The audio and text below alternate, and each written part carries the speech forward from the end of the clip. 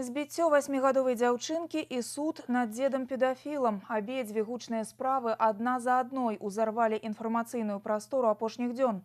Праваахоўнікі і пракуратура вобласці адзначаюць рост злачынстваў у адносінах непаўналетніх. За 9 месяцаў года больш за 60 падлеткаў сталі ахвярамі цяжкіх і асабліва цяжкіх злачынстваў. Каля паўсотні пацярпелі ад хуліганскіх дзеянняў. Практычна ў 3 разы павялічылася колькасць сексуальных дамаганняў у адносінах дзяцей. Чаму ахвярамі зламыснікаў становяцца самыя неабароненыя у нашым наступным матэрыяле? Канфлікт на вуліцы Валадарскага ў Віцебску адбыўся яшчэ ў жніўні, а загаварылі пра яго толькі цяпер. 55гадовая жанчына на вуліцы напала на 8гадовую дзяўчынку, якую западозрыла ў крадзяжы цацак сваёй унучкі. Удары па галаве, крыкі і пагрозы. Сястру вырваў з рук крыўдзіцельніцы 12гадовы брат. У выніку ў дзяўчынкі закрытая чэрапна-мазгавая траўма і яшчэ большая псіхалагічная. Расследаваннем крымінальнай справы займаецца прокуратура. Яна і зацікавілася сям'ёй агрэсіўнай бабулі, у якой двое своих малолетних внуков. Мы начали проводить проверку по данной семье, установили тот факт, что семья длительный период находилась в социально опасном положении, не оплачиваются коммунальные услуги, в результате чего отключен электричество. Следовательно, не работает холодильник, негде хранить продукты питания. Старшему ребенку невозможно было изучать домашние задания, выполнять их качественно. Значит, сама семья проживает буквально, на мой взгляд, в антисанитарных условиях.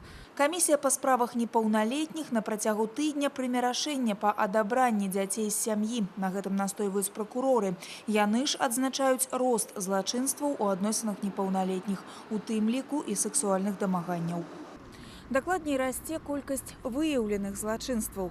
Праваахоўнікі прайшлі навучанне ў міжнародным цэнтры і з пачатку года на тэрыторыі вобласці выявілі 120 злачынстваў па лініі педафіліі. Для параўнання за такі ж перыяд мінулага года ўсяго 47.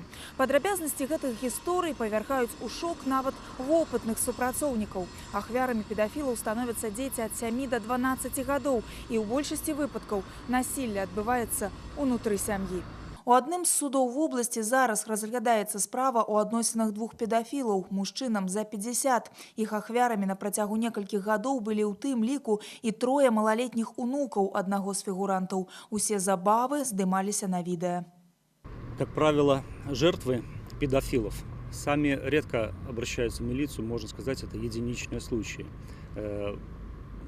Приходится данное преступление выявлять правоохранительным органам самостоятельно. То есть мы устанавливаем самостоятельно и жертв преступлений, и самостоятельно устанавливаем, естественно, и преступников, совершивших данное преступление. За последние годы было выявлено большие серии преступлений на территории Дубровинского района, Витебского района, Полоцкого района, а также в городе Витебске.